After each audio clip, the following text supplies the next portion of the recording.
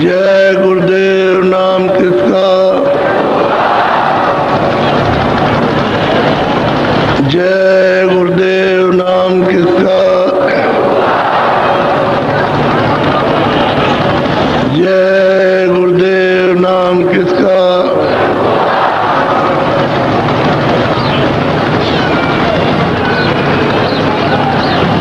कोजरी पिया को निज घटु में,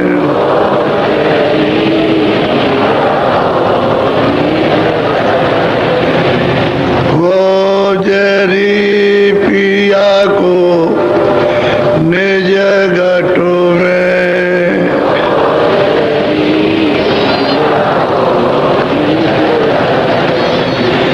जो तुम्हें पिया से मिलना चाहो,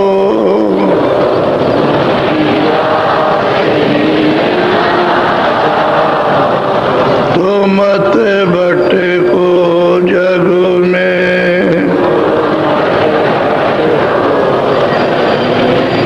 खोजरी पिया को निज घटु में,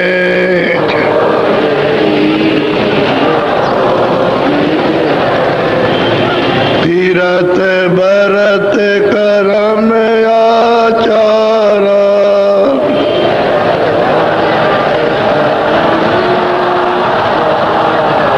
यह अटका में मगु में,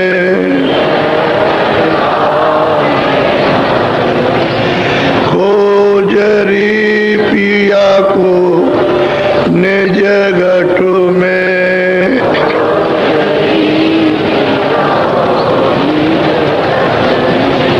जब तक शांत मिले नहीं पूरे,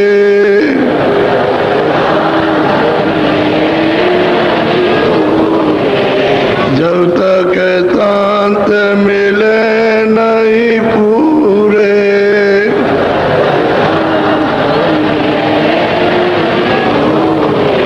पड़े रहोगे अघु में,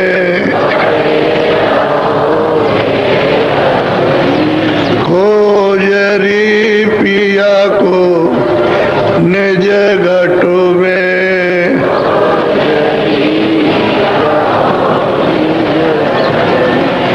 नाम सुधा रस कभी न पाओ,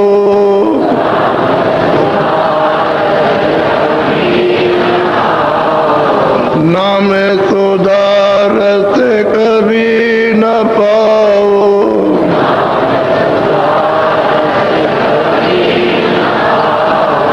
भटको योनि खगु में, खोजरी पिया को निज घटु में,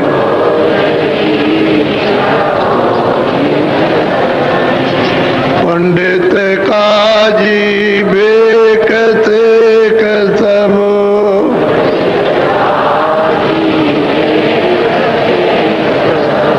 पंडित काजी बेक से कसम,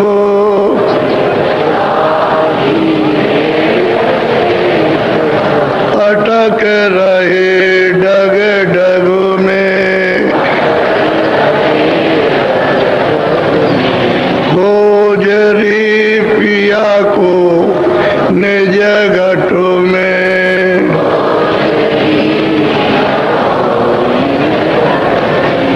यह तो भूले विषय बात में,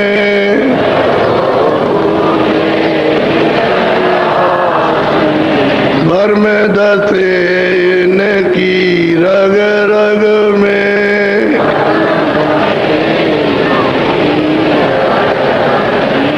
खोजरी पिया को निज घटु में,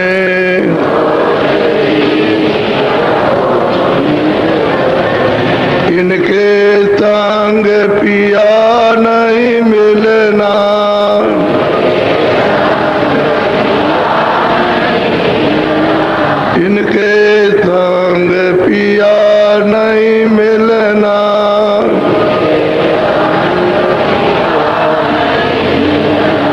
पिया मिले कौ साध समग में,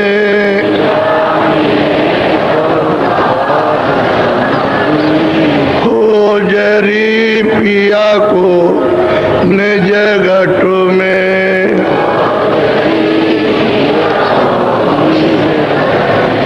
सतगुरु पूरे बहुत समझावे,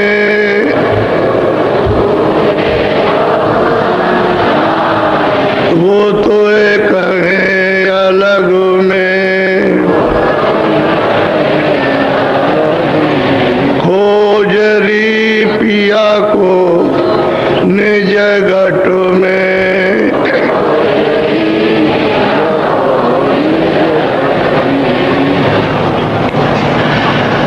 सत्य गुरु सत्य नाम तुमको लाखों प्रणाम,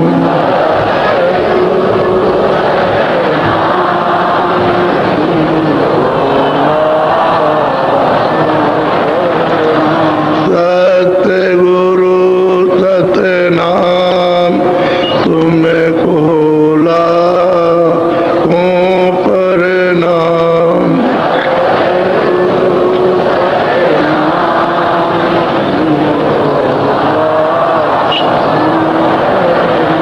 कोट न सूरज चांद सितारे,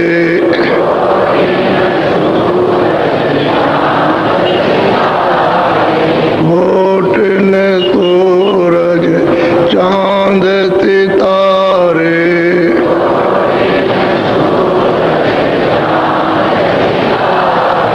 रोम रोम में करें उजारे,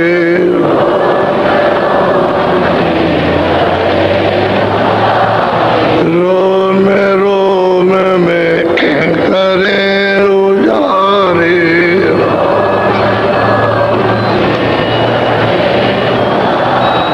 सत्य पुरुष करतार तुमको लाखों प्रणाम,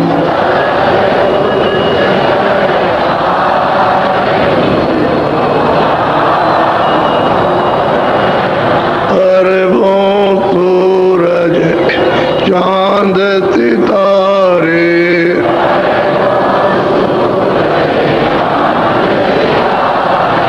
अरबों सूरज चांद सितारे,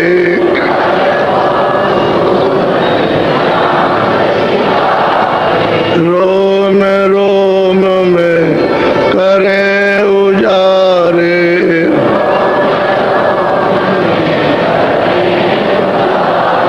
रोम रोम में करें उजारे,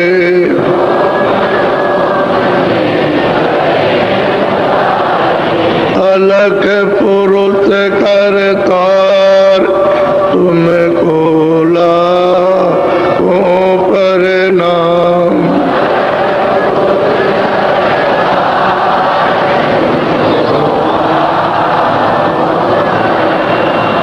खरबों सूरज चांद, खरबों सूरज, खरबों सूरज रोम रोम में करें उजारे,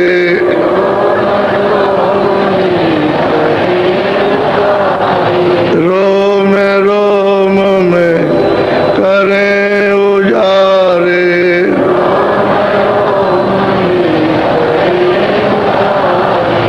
अगम पुरुष करतार तुमको लाखों प्रणाम,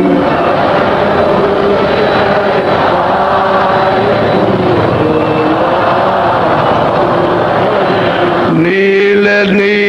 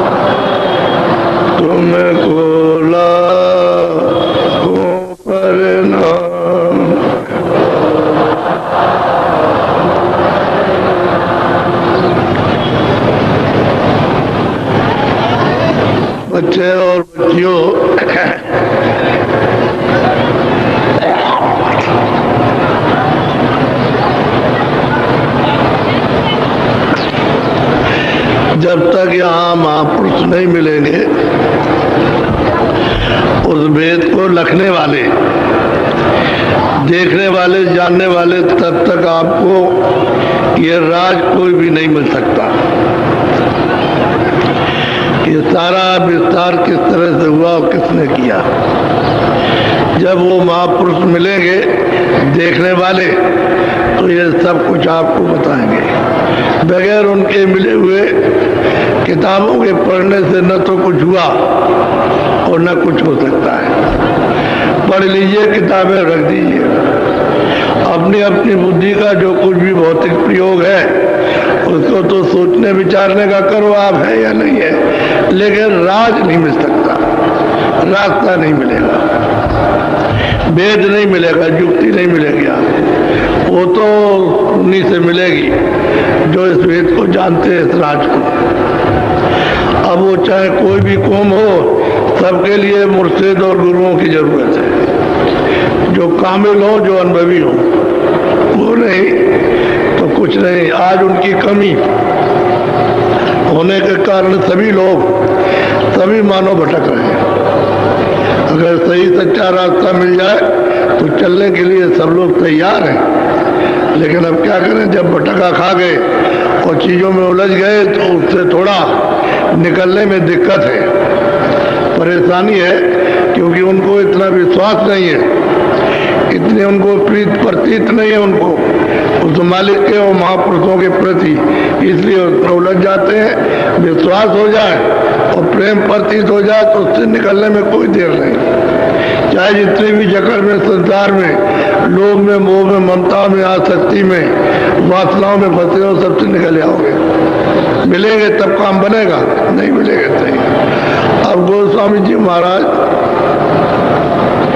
लोगों को समझा रहे कि देखो भाई, जो कुछ हमने देखा वो तो हम तुमको बताएंगे ही, लेकिन तुम्हारी गति कैसे होगी, ये जीव की गति कैसे होगी, घर कैसे पहुंचेगा, तो ये दोनों बातें, अपनी भी बात कहेंगे और आपकी भी कहेंगे। ये जीव का कल्याण, जीव कैसे अमर पद को पाएगा,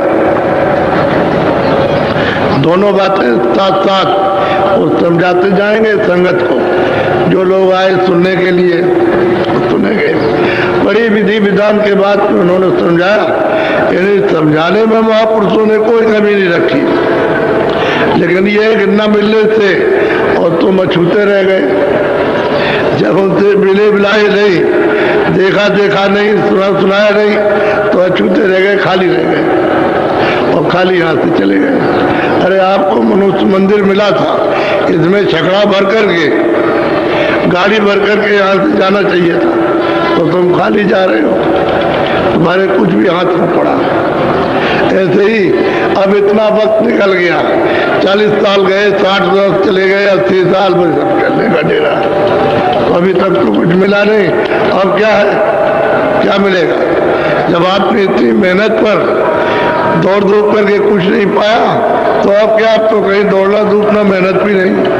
अब तो दिन की घड़ियां गिने जा रहे हैं कि जल्दी वक्त आ जाए, चले जाए, इसलिए कि तुम बहुत परेशान हो। तुम्हारे काम न बच्चा आने वाला, न बच्ची, कोई काम नहीं आता, न रिश्तेदार, न भाई। तुम आज मरो, कल मरो, सुबह मरो, शाम को मरो, कुछ नहीं है, रोते चिल्लाते रहो कि हमने इतनी मेहनत की इन भाइयों के लिए, इन बच्चों के लिए, इनके लिए, और आज हमारे लिए कुछ नहीं। तो तुम सब अपना अपना कर्जा ले रहे हो, दे रहे हो, उसको दिया है वो ले रहे हो, और उसको उसने आपको दिया तो वो ले रहा। ये कर्जे के सब संबंध है, बिना कर्जे के संबंध नहीं होता। कर्जा रहेगा लेने देने का तो कर्जा तो संबंध हो जाएगा। जिसको आप जानते नहीं 2 मिनट में संबंध हो जाता है कि हमारा ये रिश्तेदार, हम इसके रिश्तेदार, वो लेते देते रहो, और जब आपको ठग लेंगे तो कहोगे हमको ठग लिया। ठगा रहा नहीं कुछ भी, वो तो लेने देने का उसी तरह का हिसाब किताब था, तो उसने अपना ले दे लिया, और अब आप रोते रहो, चिल्लाते रहो, ठग लिया। तो फिर रिश्तेदारी किस बात की, दुश्मनी हो गई, बहुत झंझट में फंसे हो। महात्मा मिलेंगे तभी निकलना होगा, नहीं निकल सकते हो। तो अब बड़े ध्यान से आप सुनिए, बोलो।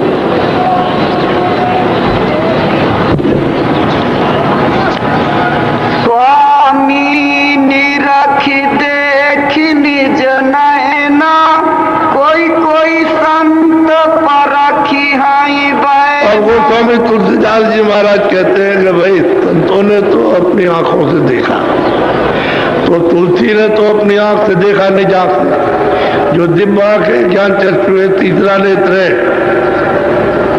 वो थर्ड आई उठते उन्होंने देखा अपने आंख से। और वही कहेंगे तो कहते हैं जो हमने देखा वो संतों ने भी देखा। ऐसा नहीं है कि हमको भी तो संतों ने दिखाया, तो हमने जो देखा अपने जीवन में वो पिछले जो संत आ गए उन्होंने सबने देखा। तो जो कोई भी आएगा देखेगा वो कहेगा ये रास्ता मालिक के पाने का है। बोलो। जो कोई संत अगम गति गाई चरण टेकी पुनि महु सुनाई। स्वामी जी कहते हैं कि भाई कोई भी संत जितने भी आए उन्होंने जो कुछ भी मतलब ये कहा वो सत्य कहा, और मुझे जो कुछ मिला तो मैंने भी तो संतों के चरणों में माथे वो रखा, उनके चरणों में मत्था टेका और उनसे दया और कृपा उनसे मिली। मैंने भी तो उन्हीं की कृपा से पाया, और मुझे किसी ने दिया, संतों ही से पाया। तो उनकी कृपा हो गई, मैंने अब सब कुछ उनको दे दिया। उनकी दया कृपा हो गई तो मुझको भी देखने को मिला। वही जो उन्होंने देखा है, जो हमको दिया, वही हम भी कहते हैं।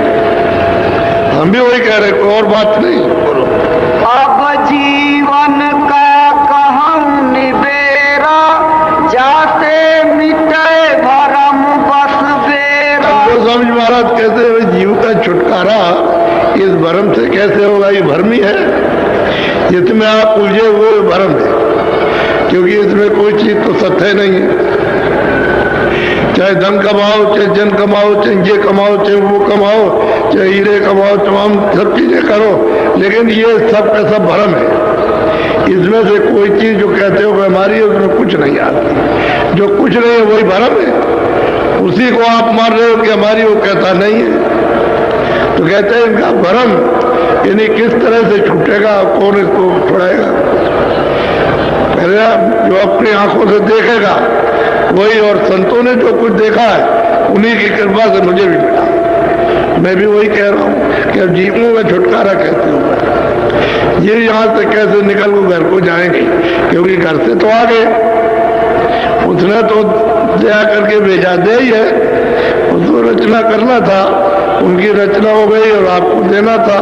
किसी की सेवा के बस होकर के तो आपको दे दिया, और उसने आप मालिक से मांग लिया, और मांगने के बाद में यहाँ ले आया, यहाँ ले आकर के उसने बता दिया कि ये सब चले गए तो हम राज किस पर करेंगे, फिर हम अकेले रह जाएंगे। तो कोई नहीं, तो इनको जल्दी से रोको। तो रोकने राखने का ये भरम पैदा कर, ये तुम्हारा, ये तुम्हारा, ये तुम्हारा, ये तुम्हारा, वो तुम्हारा, सब है, रिश्तेदार है, बच्चे है, ये, लेकिन है कोई किसी का नहीं। बना लो सब कुछ, लेकिन तुम्हारे सामने तुम छोड़ दो इनको, ये छोड़ दे आपको, कोई कुछ नहीं। यही भरम है कि तुम इनके लिए रो रहे, चिल्ला रहे, आंसू आ रहे। वही आंसू अगर मालिक के दर्शन दीदार के लिए तुम बाओ तो मिल जाए। उसके लिए एक आंसू जिंदगी में कि मालिक मुझे अपना दर्शन दो। अगर ये तुम एक आंसू भी गिराते तो उसका रास्ता तुम्हारे लिए बनता। तो रास्ता तो आपने चलने का बनाया नहीं, और बस इसके लिए रोते चिल्लाते रहे, ये मिल जाए, ये है वो, ये दुखी है वो है। अभी एक माता आई, बोली कि हमारा बच्चा पता नहीं कहाँ चला गया। मैं छोटा सा कह ले, पूरा जवान था। तो क्यों चिल्लाती हो? अरे बच्चा होगा, चलाएगा, तुम सब्र करके बैठो, सब्र शांति करके बैठो, ये भरम है। अरे यहाँ कौन किसका भाई, कोई लूट रहा है, कोई मतलब छीन रहा, जबर रहा, झूठ बोल रहा, धोखा दे रहा, भरम तो नहीं, इसमें कुछ मिला किसी को? यही चीज आती है। बोलो। जब या मुक्ति जीव की होई, मुक्ति जानी सतगुरु पद से। कहते हैं इस जीव की मुक्ति जो आया है मानव शरीर में, जो 84 में नरकों में आया है, उसके लिए तो कोई उपदेश है नहीं। ये मनुष्य शरीर में जीवात्मा, ये रूह आई है, ये इसमें इस जीव की गति कब होगी? जब उसको सतगुर मिल जाएगा, उस मालिक को प्राप्त करने वाला। तब जब तक वो नहीं मिलेगा तब तक इस जीव की गति अब नहीं हो सकती है। समय अपना पूरा करके और तुम चले जाओ, कर्मानुसार भोग भोगो। जो तुमने कर्म किया है वो सब आपको भोगना है। मुक्ति नहीं हो सकती, छुटकारा इन कर्मों से, पाप और पुण्य से होगा नहीं, और रास्ता भी नहीं पाओगे आप। तो कहते हैं कब होगा? जब उसको सद्गुरु मिलेगा, उस वेद को जानने वाला वेदी, और वो जो उसको पाता है, जो उसको देखता है, वही है सद्गुरु, और बाकी वो कोई भी सद्गुरु नहीं है। न कोई योगी है, न योगेश्वर है, न ऋषि है, न मुनि है, न तपती है, न ज्ञानी। वो जो उस मालिक को जिसने पाया हुआ है, अब वो जब मिलेगा तब जीव की गति तब होगी, और तब छुटकारा होगा जन्म मरण से। ऐसे छुटकारा नहीं हो सकता। तो आप उसको खोजना चाहिए, तलाश करनी चाहिए, कहीं कहीं मिले, सारे देश में किसी जगह मिल जाए, क्योंकि ये तो उसकी खदान है। भारतवर्ष अध्यात्मवाद की खदान है। यहाँ हर तरह के लोग रहते हैं यहाँ पर, और कोई किसी को पहचान नहीं पाता है। खोजना चाहिए, तुम्हारी खोज और उनकी दया काम कर जाएगी। वो देख रहे हैं सब जगह कि कौन खोज कर रहा, तो उसको कोई ना कोई जरिए से उसको मिलेंगे या बुला लेंगे। जब आप उनसे मिल जाओगे तब फिर रास्ता मिलेगा, वैसे नहीं मिलता। बोलो। सतगुरु संत कंज में बासा, सुरत लाई जो चढ़े। अब कहते हैं कि सदगुरु कहते हैं उनका निवास स्थान कंज में, आकाश में। वो आकाश में जब अंदर आंख खुलेगी और जब चलोगे तो आकाश में खिला हुआ है। वहां चारों तरफ नीला और बीच में सफेद है। कहते हैं वहां तुम पहुंच चलो, वहां तो रास्ता तुमको मिल जाएगा। अब वो जानने वाला अगर कोई होगा तो आपको पहुंचाएगा। यानी कंज, जो कंज गुरु बैठे हुए हैं, वो कोई दूर नहीं है, तुम्हारी आंखों के सामने, लेकिन पर्दे इतने पड़े हैं कर्मों के कि उनको हटाने में तुम हटा नहीं सकते। तुम्हारा बल और तुम पर्दे हटाने में नहीं है। और तो जब महात्मा जी जाए कृपा करे तभी वो पाप पुण्य का पर्दा हटेगा। पर्दा एक मैल है, पुण्य भी एक मैल है, वो जरा शुद्ध मैल है, और पाप मतलब ये है कि काला मैल है। पर्दा पड़ गया तो जीवात्मा को ढक लिया, और उसकी दिव्य आंख और दिव्य कान, उस दिव्य नाक को बंद कर दिया। अब उसको होश नहीं है, वो जड़ में आकर के, यानी जड़ ग्रंथि में बंद करके अचेत हो गई। अब अपना होश नहीं है कि मैं कौन हूँ, क्या हाड़ हूँ, कि मांस हूँ, क्या हूँ, कि बाल हूँ, कि और कुछ हूँ, कपड़े हूँ, कि लत्ते हूँ, कुछ नहीं क्या कुछ होश नहीं। और आपको भी होश नहीं है कि आप कहते हो हवा निकल गई, आप कहते हो प्राण निकल गए, ये हो गया। अब ये नहीं मालूम कि वो किस तरह से जीवात्मा निकाली जाती है, ये पता नहीं आप। तो जड़ में आकर के फंस गई और इसमें लिप्त हो गई आकर के। चारों तरफ से पर्दों ने आपको ढक के बंद कर लिया, बदहोश है। जैसे कोई आदमी बदहोश हो जाए तो 1 दिन में होता है, 10 दिन में, महीने भर में होता है। इसी तरह युग युग में आप बदहोश हो और अभी तक होश नहीं आया। जब जब मनुष्य शरीर मिला तब तब बदहोशी रहे। जब तक वो महापुरुष शरीर मिलेंगे तब तक होश नहीं आ सकता किसी को, और अटक जाएगा। कोई किसी में अटकेगा, कोई किसी में अटक जाएगा, कोई मोह में, कोई लोभ में, कोई लालच में, कोई धन में, कोई उसमें, कोई पद में, इसमें अटक जाएंगे, बस वही रह जाएंगे। बस तब तक उनका वक्त पूरा हो जाएगा। जाना है, रहने का स्थान नहीं है, ये चलने का स्थान, चला चली का डेरा है, यह रह नहीं सकता कोई। चाहे जितना भी तुम प्रबंध करो, सब छोड़ के जाना। बोलो।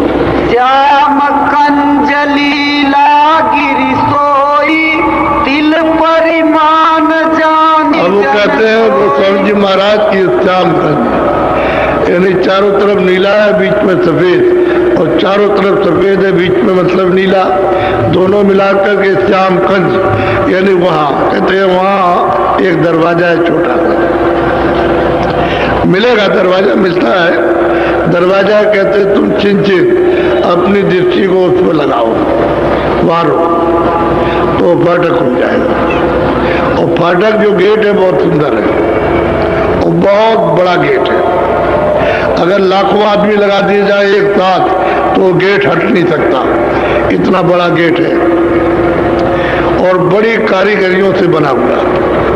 ऐसा सुंदर गेट है कि उसी को देख करके जो है मनुष्य छम रह जाता है। वो जीवात्मा एक तरह से जैसे करंट लग गया ऐसा होता है। तो कहते हैं कि वो एक तिल के बराबर प्रमाण है।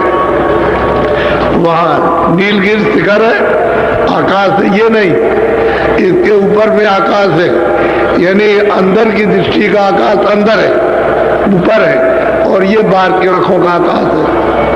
ये जो दिखाई देता है बाहर की, और जीवात्मा इस आकाश के ऊपर में यहाँ बैठी है, दोनों आंखों के मध्य में ऊपरी हिस्से में बैठी है।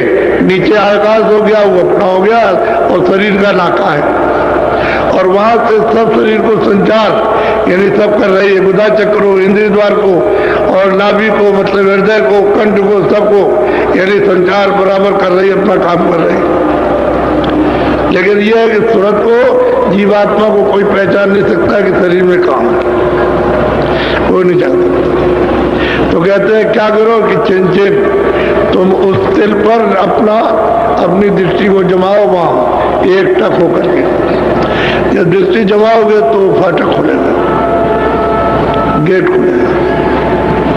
वो पहले छोटा है और फिर बड़ा हो जाएगा, तो खिले हुए कंज गुरु वहां वो मिलेगा। बहुत प्रकाश है, ये सूरज इसका उसके सामने इसका कुछ प्रकाश नहीं।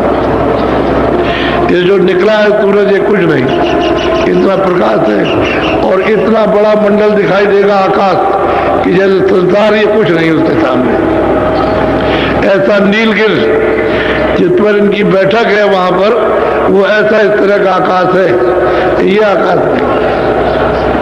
वो नीलगिरि आकाश में कंज गुरु बैठे हैं और सदा वहां बैठक बनाए हुए, जब से जीवात्मा उधर से आई वहां बैठे हुए।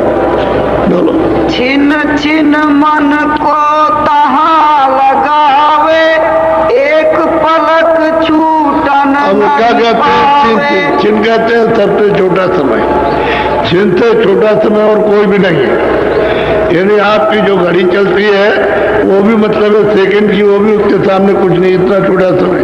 तो छिन छिन तहाँ यानी वहां पर अपने मन को बराबर लगाएगा, उसी तिल दरवाजे पर। एक पलक इधर उधर हटने की गुंजाइश नहीं है, आप वहां बैठो। यही तो कहते हैं कि भाई तुमने 2 बार 4 बार 10 बार 15 बार 20 बार जब आपको फुर्सत मिले तभी आप जरा सा आंख बंद करके और सामने मतलब ये काम करो, तो बैठक बन जाएगी, तुम्हारी आदत पड़ जाएगी और बराबर देखने की। वही तिल जो तुम्हारा बिल्कुल जरा सा नोक के बराबर, यानी सुई की नोक के बराबर, वही बड़ा हो जाएगा, साफ दिखाई देने लगेगा। कहते छिन छिन मन को तां लगावे, एक पलक नहीं विसरण पावे। अब वो बताते हैं साधक के लिए कि भाई यहाँ पर, गुरु ने हमको जब बताया तो यही कहा था कि बेटा देखो यहाँ आप तुम अपनी बैठक बना लो, बराबर इसको देखते रहो, जब समय मिले तो इसको देखो, जब समय मिले तो ये खुल जाएगा, उदय हो जाएगा। जैसे कोई आशा करता है कि सुबह प्रातः काल का शुक्रा उदय होगा 4 बजे, तो लोग देखते रहते हैं, अभी नहीं निकला तो 4 नहीं बजा। जब वो निकलेगा तो समझ जाए 4 बजा है। तो गांव में आज के मतलब 40-50 साल पहले सब चक्कियां चलाते थे, देवियां सब गांव में चक्की से पीटती थी, पत्थर वाली चक्की से हाथ में, तो चक्कियां घर घर चलने लगती थी। कह लगे नहीं 4 बज गया, और उधर मुर्गा बोलता था। तो कहते छिन छिन मन को तां लगावे, उसी जगह पर मन को लगाओ, बार बार इधर मत जाने तो वहां लगा करके रखो। तो हो नीलगिरि पर्वत, वो आप दरवाजा खुल जाएगा और मिलेगा खिले हुए उस तरह का बहुत सीता है, सीता दर्पण है, वो अपना स्वरूप इस जीवात्मा का उसमें दिखाई देता है। तब ये कहोगे कि भाई मैं तो सुंदरों का भी सुंदर हूं, मेरा रूप तो ऐसा है कि यहाँ कोई रूप ही नहीं है। इस तरह वो सीता मिलता है तो अपना बोध होता है, अपनी जीवात्मा का स्वरूप का। श्रुति ठहरानी रहे आकाशा, तिल खिड़की में निस दिन सूरत की दृष्टि, जीवात्मा की दृष्टि, तीसरी आंख, तीसरा नेत्र जो है दिव्य नेत्र, वो वहां बराबर टिका रहे, बराबर टिके।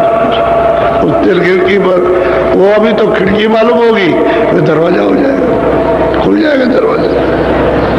दरवाजा खुलेगा तो फिर सामने सब दिखाई देना शुरू हो जाए, क्योंकि उधर तो उजेला, इसी खिड़की का खुलने के बाद उजाले उजाला है। अंधेरा जब तक ये उदय नहीं होता, जब तक ये पूरा खुलता नहीं है, प्रकट नहीं होता है, तब तक तो अंधेरा, और जैसे ये प्रकट हुआ सब अंधेरा गया, फिर यहाँ अंधेरा रहने का कोई नाम ही नहीं। बहुत अच्छी तरह से, यानी उन साधकों को जो सामने बैठ के साधन करते हैं, उनको सबको समझा रहे, नए लोग आए उनको भी समझा रहे कि ये भेद तुमको सदगुरु से मिलेगा जो उसने उस मालिक को प्राप्त किया। बोलो। गगन द्वार दीस एक तारा, अनहद नाद सुने। अब गोस्वामी जी महाराज कहते हैं कि जब तिल खिड़की में तुम देखोगे और वो जब खुलेगी तो सामने गगन में, आकाश में एक तारा खड़ा हुआ, ऐसा बड़ा तारा है, यानी ये तारे तो उसके सामने कुछ है ही नहीं, वैसा बड़ा सा खिला हुआ सामने दिखाई देगा। जैसे वो तारा दिखाई देगा खिला हुआ, उधरती है और तुरंत मतलब अनाहत धुनी इन्हें आने लगेगी और सुनाई देने लगेगी।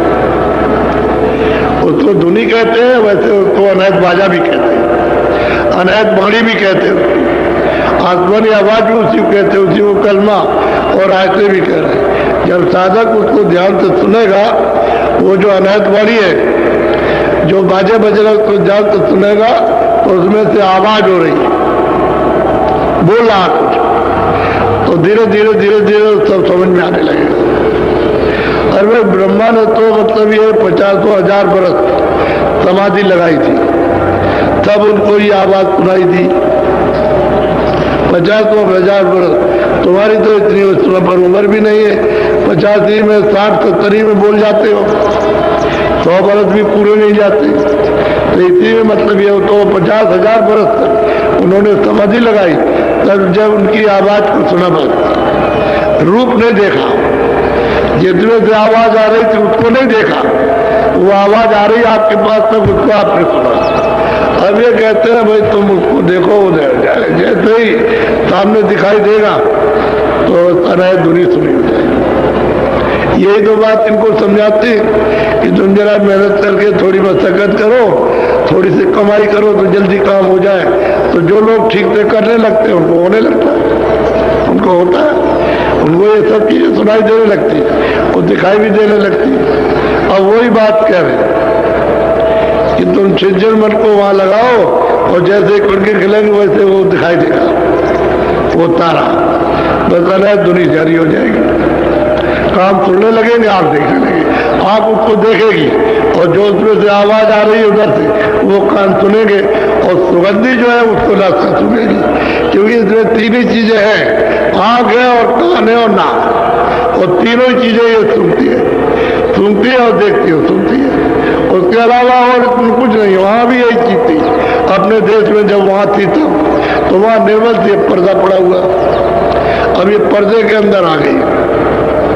इसलिए आपके साथ अगर खुल जाए, पर्दा हट जाए तो फिर सुनते ही सुनते, तो अकेले ही सुनतों का, फिर चेतनी चेतन है, जड़ का कोई काम नहीं है किसी तरह का।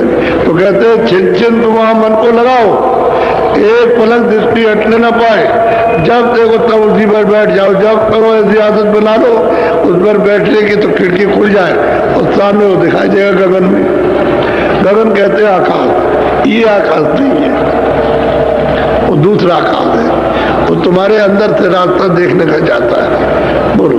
अनहद सुनाए गुनाए नहीं भाई, सूरत ठीक ठहर जब जी महाराज कहते हैं कि भाई अनहत धुनी को सुनो, सुन के उनको परखो कि क्या कह रहे हैं, तो परख का नहीं है।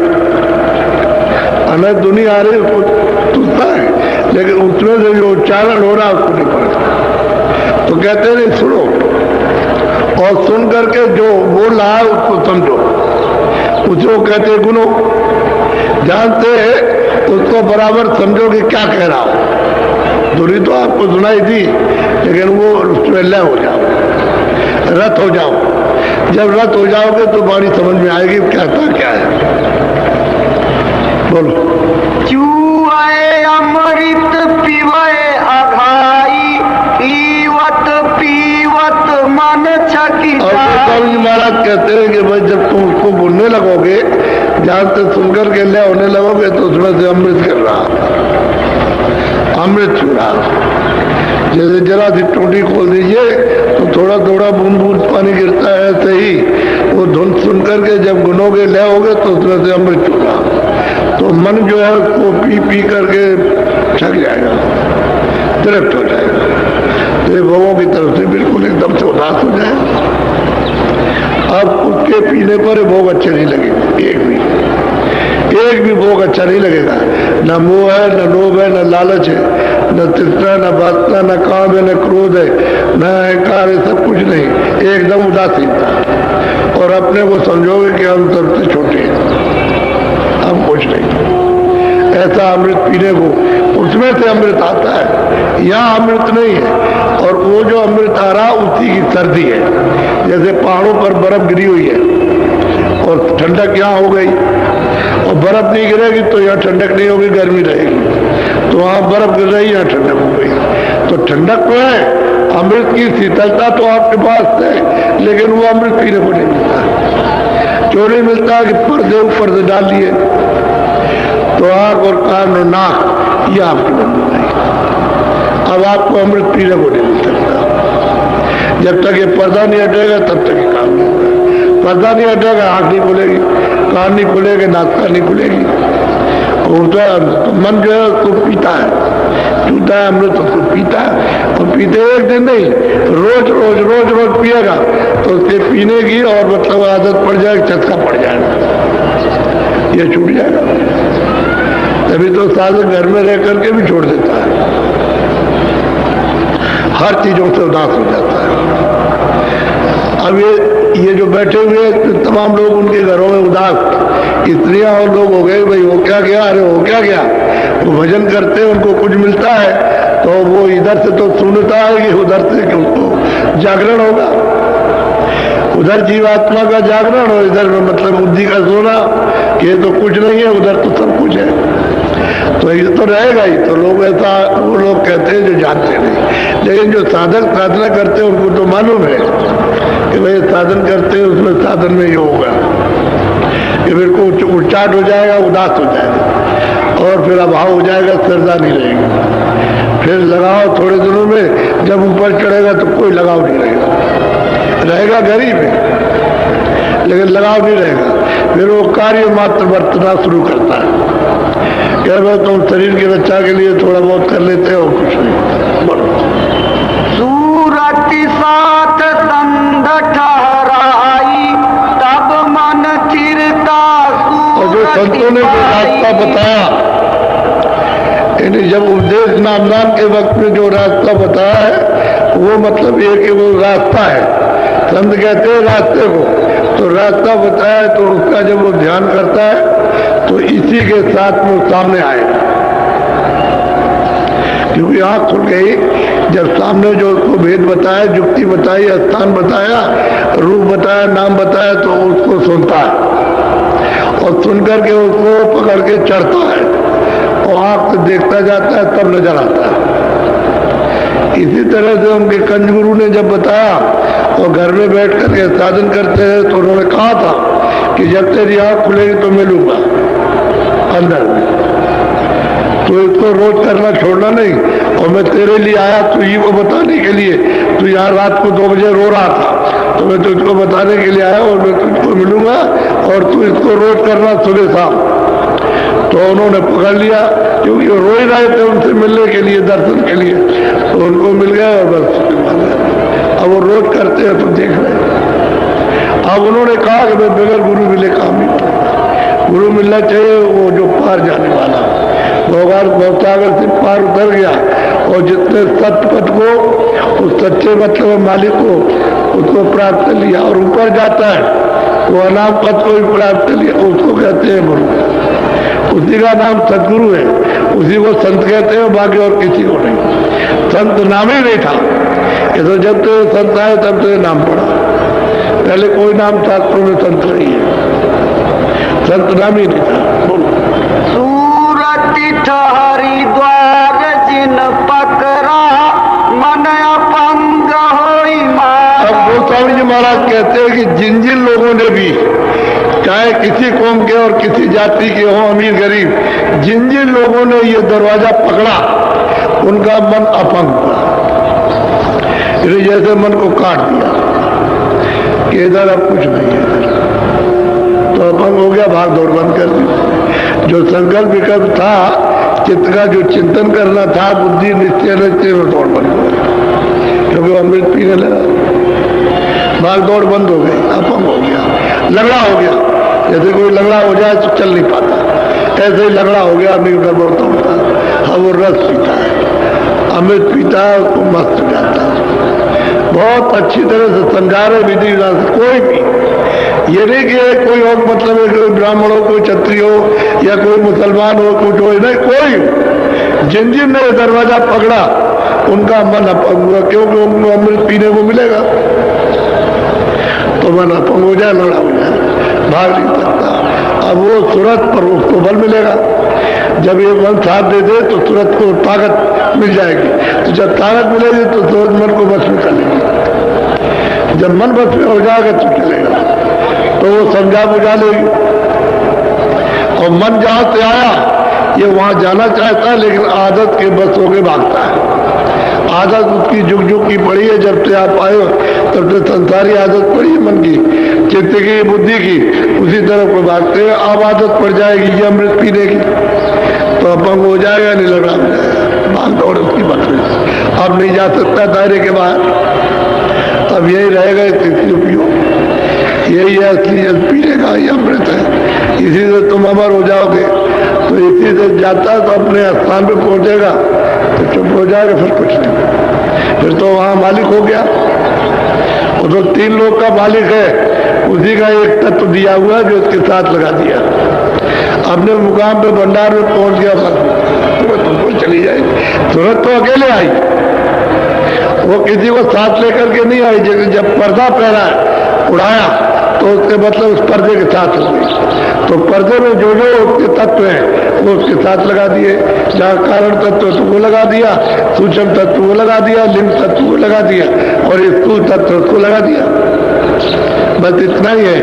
अब इंद्रियों के घाट पर बैठ करके मन बहुत दिनों से रस ले रहा है, ये बात का देखने का, सुनने का, जिब्या का, इसका उसका सबका, तो ये भाग रहा अब भगोड़ा है, तुरंत भाग जाएगा। लेकिन जब रस पीने लगेगा तो गोस्वामी महाराज कहते हैं कोई भी हो जो दरवाजे पर बैठेगा सब अभंग हो जाएंगे, सब। बोलो।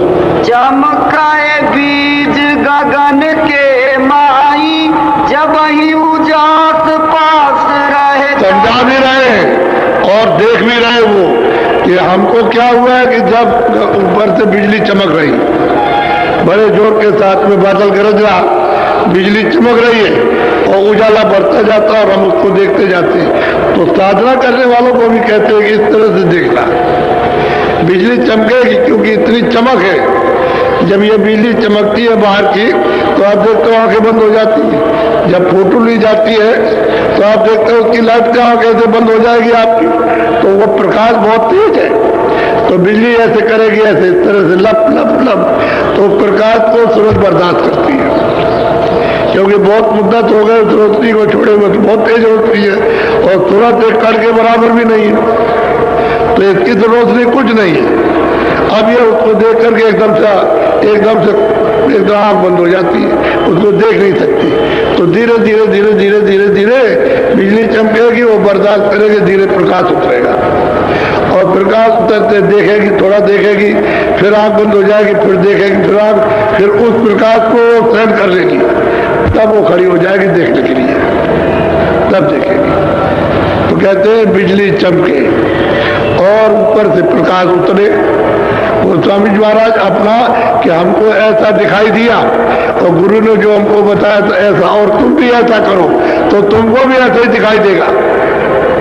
ऐसा नहीं कि बिजली चमकेगी और चमकती है लोगों में बिजली, तो खुद कहते हैं प्रेमी लोग कि भाई तो जब देखते हैं तो आंखें बंद हो जाती, देखा नहीं जाता, इतनी रोशनी है, इतना प्रकाश है। लाइट है। अब वो लाइट तो मतलब बहुत बड़ी लाइट, और ये तो कुछ नहीं, ये तो ना के बराबर है। छोटी से भी कुछ कहा जाए वो भी नहीं है। एक कड़का अगर लाख हिस्से कर दिए जाए, उससे भी छोटी जीवात्मा सूरत उससे भी छोटी है। इतनी छोटी है तो इसमें तो कोई शक्ति रही नहीं। अब अपनी धार के साथ में मिल जाए उस प्रकाश से उतनी ताकत आ जाएगी। प्रकाश की भी ताकत आएगी, उसको ज्ञान की भी आएगी, शक्ति की भी सब तरह की ताकत आ जाएगी। लेकिन उससे अलग हो गई तो अब कुछ नहीं है, इसलिए लापता है। बोलो। जस जस सूरत सरक सत द्वारा तस तस बढ़त जात उजिया। जैसे जैसे अनाथ दुनिया को सुनोगे और उसको गुनोगे पकड़ोगे, वैसे वैसे ऊपर चलोगे और उधर से प्रकाश उतरेगा। तो कहते हैं ऐसे जैसे सरगाव होता है, यदि खिसकता है आदमी आगे कदम बढ़ाता है, वैसे ही सूरत आगे चलती है, वैसे ही प्रकाश उतरता जाता है। और आप सद्वार की तरफ उधर चलेंगे, जिस सूरत उस तरफ जाएगी, और सच्चे दरवाजे की तरफ। बोलो। श्वेत श्याम श्रुति शैल समानी झरी झरी चुए कूप से। अब वो कहते हैं कि ऐसे देखते देखते जब उस दरवाजे की तरफ गए तो कहते हैं सूरत उड़ी, उसने सैल की, सबर की, और उधर उसने देखा कि श्याम सुंदर है। वो जो 3 लोग का मालिक है श्याम सुंदर, उसका रूप ही ऐसा है। उसी को वो कहते हैं कि भाई मैंने जब अपनी आंखों को बंद किया और मैंने जब ये ठंडक पाई, प्रकाश को देखा, तो मैं देखता हूं कि सामने मोह बिलोक राम होता है। वो ज्योति स्वरूप है उसमें बैठे, और बिल्कुल श्याम है। रूप तो बहुत सुंदर है उनका, कि जो भी देख ले, बात अगर देख ले तो उसी को छोड़ देगा। सारे संसार का अगर बादशाह है और उसको देख ले उस रूप को, तो तुरंत छोड़ देगा, वो रात को गद्दी से उतर जाएगा। ऐसी मस्ती है, ऐसा आनंद है इस तरह का। ये बादशाह वो कुछ नहीं है।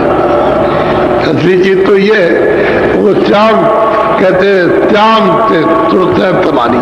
अब उस मंडल में गई तो चारों तरफ देखती घूम करके, फिर तो सफर करने लगती है, क्योंकि उस शब्द को पकड़ लिया, आवाज को पकड़ा, तो जहां पूरे मंडल में आवाज छाया हुआ, तो सबको आवाज पे जैसे चाहेगी उधर चली जाएगी। तो उसकी आवाज सब जगह है, तो उसको देख रही है कि श्याम सुंदर में बैठे हुए। 3 लोग के मालिक यही खुदा है, यही राम है, यही गाड है, यही तीर्थंकर है। अब वो कहते हैं जिस वक्त उधर जाओगे तो तुमको भी ऐसा ही दिखाई देगा, ऐसे ही मिलेंगे। बोलो। मन स्थिर आस अमी। और उधर से जैसे कुआं में पानी, और उसमें नीचे जमीन में बोर करो तो अपने आप पानी निकलता है, इसी तरह से मालूम होता है कि अपने आप अमृत गिर रहा, उसमें से अमृत का लाभ बह रहा। खूब पियो, और उसमें नहाओ भी, स्नान भी करो, खूब पियो जितना भी पीना चाहते हो। तो मन भी मस्त हो गया, सूरत भी मस्त हो गई, सब मस्त हो गए। इसी को कहते हैं 2 दल, यानी 2 दल कमल, ये बाल कब निश्चर नहीं, ये काम, क्रोध, लोभ, मोह और अहंकार, ये सब के सब खत्म हो जाते, मूर्छित हो जाते इस अमृत के पीने से, और इनके दर्शन करने से सब मूर्छित, होश नहीं रहता है। न काम उठेगा, न क्रोध उठेगा, न लोभ उठेगा, न मोह होगा, न अहंकार होगा, कुछ ये क्षय हो जाते हैं। जैसे क्लोरोफार्म दबा दिया तो आदमी बेहोश हो गया, सुई लगा दी तो सुन हो गया, बेहोश हो जाते हैं, फिर ये काम कर नहीं सकते। बोलो। तत् 5 रंग विधि बखाना, स्याही सुरख सफेदी हो। भाई जैसे स्याही होती है और सफेदी उसमें मिला दी जाए तो ऐसा ही उसका रूप है। उस 3 लोग का उसी को श्याम सुंदर कहते हैं। श्याम सुंदर का बहुत ही सुंदर, यानी बहुत ही सुंदर। अगर ऊपर न जाओ और भेद बताने वाले ना हो तो आप कहोगे भाई यही सब कुछ है, आज का करता, अंत का करता, सब कुछ यही है, यही सब कुछ बनाने वाला। लेकिन जब आगे का भेद रहता है तब पता चलता है कि नहीं, वो आगे कोई और है। वो तो महात्मा जो पूरे होते हैं बताते चलते हैं, दिखाते चलते हैं। आप देख रहे और कह रहे चलो तुम भी देखो चलते, तो साधकों को दिखा भी रहे, यानी खुद भी देख रहे और दिखा भी रहे। बोलो। तिल्ली ताल तरंग बखानी मोहन मुरली बजे। वहाँ हर तरह के, मतलब ये कि बाजे बज रहे, बात बात के अद्भुत अद्भुत बाजे बजते हैं, यानी उसकी बाणियां अद्भुत है, बात बात की बाणियां सब सुनाई देता है। अब उससे सुनकर के यहाँ तो ऐसे बाजे है नहीं, तो बाजे नाम मात्र के निशान है। ये जो बाजे बजाते हो आप, ये सब निशान है, बाजे तो उधर बजने को। जब अनहद धुनी सुनोगे और चलोगे और 3 लोग का दर्शन श्याम सुंदर का करोगे, तब फिर पता चलेगा कि हाँ क्या है। तभी तो उन्होंने कहा था कि मैं तुमसे बहुत खुश हो गया हूँ और मैं तुमको दरवाजा देता हूँ, तुम उधर चले जाओ ऊपर। तो इससे ये पता चलता है कि ऊपर रास्ता जाने का है। तो जब दरवाजा उन्होंने दे दिया तो गोस्वामी जी महाराज ऊपर चले गए और ऊपर जाकर के एक मैदान, सफेद, बिल्कुल एकदम सफेद मैदान, यानी जैसे कि बर्फ की सिल्ली, बिल्कुल एकदम से सिल्ली सिल्ली बर्फ ही है, बिल्कुल सफेद। उस पर खड़े हो गए और वहां से देखते। तो ये बहुत ऊंची मंजिल है, तो नीचे का सब दिखाई देगा, यानी तीनों लोगों का जो कुछ भी होगा सब दिखाई देता है। और जब आप ऊपर करेंगे तो ब्रह्मांड नजर आएंगे तरह तरह के। तो ही कहते हैं कि भाई मैंने वहां सब खड़े होकर के सब देखा, ईश्वर भी देखा, वैकुंठ भी देखा, ब्रह्मा को भी, विष्णु को भी, शिव को भी, और देवी को और देवता को भी, और यहाँ मनुष्यों को और 4 खानों को, 84 लाख योनियों को, नरकों को, जीवात्माएं कैसे निकाल के डाली जाती है और क्या इनके साथ सब देखा अपनी आंख से उस मैदान में खड़े होके। और ऊपर आंखें की तो कहते हैं तमाम ब्रह्मांड, अति विचित्रता लोक अनेका और रचना हमें देखा। हर लोक की रचना अलग अलग है, जो यहाँ कहने में नहीं आता, न लिखने में आ सकती है। इशारा जरूर किया जाता है, इशारा तो कर रही है, क्योंकि इशारा नहीं किया जाएगा तो कैसे, क्योंकि वहां जो कुछ है यहाँ नहीं है, वो रचना यहाँ नहीं है, यहाँ की जड़ रचना है और वहां चेतन रचना है। इसलिए वहां का यहाँ कुछ कह नहीं सकते, इशारा कर सकते क्या इतना प्रकाश है, इतना है, 2 सूरज के बराबर, 4 सूरज के बराबर, 4 चांद के बराबर, ये तो कह सकते हो। लेकिन वहां तो न मालूम कितने चांद और सूरज खिले हुए। यहाँ तो एक सूरज एक चांद है और वहां सूरजों की फर्श बिछी हुई है, जमीन पर सारे सब जगह बिछे हुए हैं, सूरज और चांद और चमक रहे, वो तो अद्भुत दृश्य है। तुम्हारे मनुष्य शरीर से रास्ता जाता है। अब ये क्यों नहीं समझते हो कि हमको मनुष्य शरीर मिला तो हमारे ही शरीर से रास्ता जा रहा, उधर पहाड़ से नहीं है ना, जंगल में इसी शरीर से सीधा जाता, इधर से।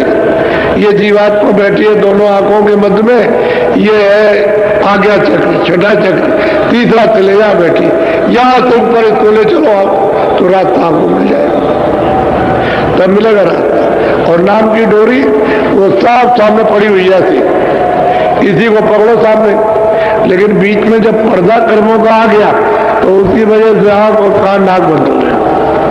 अब वो महात्मा मिल जाए तो रगड़ करेगा, अतिशय रगड़ करे जो कोई अनल प्रकट चंदन से हुई। अरे भाई चंदन चंदन रगड़ते तो आप पैदा हो जाती है। आप जरा रगड़ करो, रगड़ करने का मतलब अभ्यास, यानी ध्यान और भजन करो, रगड़ करके करो अच्छी तरह से, तो ये साफ मैल साफ हो जाए। तो जो बताते हैं, जो कर लेते हैं वो कर लेते हैं, उनको हो जाता है, जो नहीं कर पाते नहीं कर पाते। अब ये थोड़ी कि सबको बताया सब कर लेंगे। अरे सिखाया जा रहा, बताया जा रहा, चलाया जा रहा, फिर पूछते हैं, फिर करो, तुमने छोड़ क्यों दिया, और कहीं फंस गए थे हम इस झंझट में, और ये हो गया और उसमें हो गया तो इससे छूट गया। भाई आप करो, जो कुछ कर सकते हो करो। अभी मनुष्य शरीर है, फिर तुम्हारा ये शरीर नहीं रहेगा तो फिर क्या करोगे। तो इनको बहुत तरह की समझौती देते, लेकिन अब यह है कि इनको अधिकार है, जाग जाओ तो जाग जाओ, जबरदस्ती इनके साथ करना नहीं है कि भाई जबरदस्ती करेंगे तो फिर तो काल कहलाएंगे। तो प्रेम प्यार के साथ इनसे कहते हैं भाई कर लो भजन को, फिर ये समय नहीं मिलेगा और तुम जीवात्मा को जल्दी यहाँ से निकाल चलो, जन्म मरण टूट जाए तुम्हारा। तो जो होश में आ जाते हैं, जो विवेक विचार में कर लेते हैं, बाकी सब रह जाते हैं। बोलो। जैसे मंदिर दीप के मारा ऐसे ज्योति हो तो और वो स्वामी महाराज प्रमाण के बहुत भारी मंदिर है। उसको मंदिर ना कहो, किला कहो, बड़ा भारी किला है। और कहते हैं उन्होंने प्रमाण दिया कि जैसे बहुत भारी मंदिर संसार से बड़ा, वो जिस मंदिर में वो रहते हैं वो संसार से बड़ा है, सारे विश्व से बड़ा, स्वर्ग से भी बड़ा और वैकुंठ से भी बड़ा है। उससे बड़ा मंदिर, उसमें वो बैठे हुए कहते हैं ऐसे दिखाई देते हैं जैसे ज्योत हो तो उजाला, जो जल रही है। रूप ही उनका यही है और दूसरा कोई रूप का प्रमाण नहीं दे सकता कि है वही रूप, ज्योति जल रही चलना। वो कभी बुझता नहीं, उसमें तेल नहीं पड़ता ना, उसमें मतलब कोई बाती कोई रुई की पड़ती है, वो तो जल रहा है। और वो जिस आवाज से उतारे गए उस मालिक ने उनको उतारा है, उसी में तो सब कुछ। अगर आवाज छूट जाए तो फिर हमारी आपकी तरह से हो जाएंगे, तो आवाज को पकड़े हुए सारा का सारा सब मिल रहा वहां था, सब खुराक मिल रही है और टिके हुए वहां पर। जैसे जोत हो तो जा रहा, जैसे मंदिर में दरवाजा होता है ऐसे बड़ा विशाल फाटक है, उसमें बैठ करके दिखाई देता है। अब वो कहने में नहीं आता, वो देखने में तो आता है कि कितना बड़ा, कितना चमकता, कितना चमकता है और कितनी रोशनी और कैसा रूप है, ये तो आता, लेकिन आपको वर्णन करने में नहीं आएगा क्योंकि वो चीज यहाँ है नहीं। बोलो। सात दीप पृथ्वी नौखंडा गगन आकाश सकल ब्रह्मांड। अब वो सब कहते हैं 7 दीप नौखंड, और ये जितना भी ब्रह्मांड है ये सब हमने अपनी आंख से सब देखा। वही राजापुर में रहने वाले तुलसीदास जी महाराज, उन्होंने सब देखा अपने घर में रह करके। ये तो जब पूरा काम कर लिया तब गए, तब बाहर निकले, नहीं तो घर ही में रहे, बाहर नहीं गए थे। तो आप लोग ऐसा क्यों नहीं समझते? भाई उनको अधिकार हो गया कि घर में रहो, से बाहर जाओ, घर में भी रहो, सब घर में रहते हैं। अरे इक्के दुक्के बाहर गए होंगे, बाकी तो सब गृहस्थी में रह करके ही बताया। इक्के दुक्के और चले गए, लेकिन मर्जी है कि घर रहो या बाहर रहो, चाहे वन में जाओ चाहे घर में रहो, उसमें कोई नुकसान नहीं। अब उनकी इच्छा होगी उस समय पर तो चले गए। अब वो कहते हैं देखो सकल ब्रह्मांड हमने देखे ऊपर चढ़कर, और उस ईश्वर का साक्षात्कार किया जो खुदा है, जो गॉड है, उसका दर्शन किया अपनी आंख से। और तुम भी इसी तरह से दर्शन करना जैसे मैं कर रहा हूं। तुम भी ऐसे ही अभ्यास करो, साधन भजन ऐसे करो, तुम्हारी आंख खुल जाएगी। साधकों को भी बता रहे हैं कि जो हमने किया, और अपना बता रहे हैं कि देखो हमको ये मिला। बोलो। चढ़ी गई सूरत अगम ठिकाना, ये लखी नैना पुरुष पुराना। भाई सूरत ऊपर चढ़ गई ऊपर, अब चली गई मतलब ये ऊपर की चढ़ती चली जाती है। अब वो देखती जाती है तो ब्रह्म का भी साक्षात्कार, बाहर ब्रह्म का भी साक्षात्कार, समझ गए? ये देखती जाती है, सब ब्रह्मांडों को देखती है। उधर तो बहुत ब्रह्मांड ऐसे एक एक कर में कितने ब्रह्मांड समाये, तो वहां देखने को मालूम होता है। और रचना कितनी अद्भुत है। एक तालाब छोटा सा, जिसको कहे बहुत छोटा, वो सारा विश्व उससे बहुत बड़ा। बड़े बड़े तालाब, बड़ी बड़ी नदी, ऐसी ऐसी नदियां हैं कि मालूम होता है कि सारा एक ही पान है विश्व का।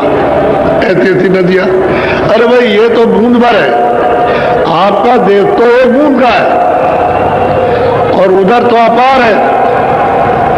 कहते हैं हमारे हृदय के अंदर के नेत्र खुल गए, हृदय की आंख खुल गई जो दोनों आंखों के बीचों बीच थी, जीवात्मा की आंख खुल गई और हम चढ़ करके देखा पुराना पुरुष आदि का, हमने उसको लिखा। गोस्वामी जी महाराज ये कहते हैं, और आप रामायण को सुनते समझते ही नहीं हो। अब तो मतलब है नशा करके रामायण पढ़ते हो, नशा करके कीर्तन करते हो। कहाँ आपको बताया? उल्टा काम कर रहे हो, सीधा कोई नहीं। अरे जीवात्मा की कुछ बेचारे की गति करना चाहिए, वो तो कुछ समझ में आया नहीं, और जो बताया था भाई संतों की खोज करना उसी रामायण में, वो तो किया नहीं, वो उल्टा काम करने लगे। तो कहते हो भाई भगवान को मानते हैं, हम राम को मानते हैं, हम रामायण को मानते हैं, हम लोग किसी को नहीं मानते। धोखा हो गया। सेत बरन वह सेत ईसाई, वह संतन ने सूरति समाई। अब कहते हैं सत्य देश में जब पहुंचे वहां जो आज पुरुष जहां से हम आए तो सेत वर्ण है, सेती है, सब कुछ सेत है, रेता रेता, उसका जरा जरा सा रेता सफेद है और इतना सफेद है कि यहाँ सफेदी है ही नहीं, इतना वो कपड़ा सफेद हो गया कुछ नहीं, इतना वो सफेद है वो, और सेत ही उसका रूप है। और वहाँ सब संत वहाँ पहुँचते हैं, उनका दरबार वही लगता है उस सत्य देश में, और वहाँ से आते हैं और आगे जाएंगे वो अलग लोक में, फिर अगम लोक में आगे चल करके वो मतलब अनामी धाम, वहाँ स्वतंत्रता रहती है, पहुँचना तो यहीं तक है और बाकी जब जगह सब जगह जा सकते हैं आप, उसमें कोई बात नहीं। बड़े तो है लेकिन रोक टोक नहीं है, बहुत बड़े, एक एक मतलब एक रोम रोम में अरबों अरबों खरबों खरबों उनके सूरज चांद, ये कुछ नहीं है, अंदर का सूरज चांद उसकी उपमा देते हैं। इस सूरज चांद को कौन पूछेगा, इसकी उपमा कुछ नहीं। तो कहते हैं मैंने उतार पुरुष को जहाँ से सब रचना का विस्तार हुआ उसको मैंने देखा, उसको पाया, और ये सब संत वहां जाते वहां से आते हैं। अब इन संतों की खोज ये आए कलयुग में, पहले नहीं, पहले तो गुप्त रहे, वहां की जो आए हैं वो तो गुप्त रहे, तो कभी किसी को मिल नहीं सकते और ना कोई उपदेश करते ना उनको कोई पहचान सकता। लेकिन यहाँ से वहां आए और जाते आते वो तो हमेशा यहाँ रहेंगे, जब तक एक भी सूरत रह जाएगी तब तक उनको रहना, यहाँ चाहे पशु में हो पंछियों में हो, जब तक वो रहेगी तब तक यहाँ रहेगी। वो तो गुप्त संत है, और प्रगट में जो जाहिर रास्ता बताते हैं वो तो अभी 750 वर्ष के अंदर से आए, पहले नहीं थे।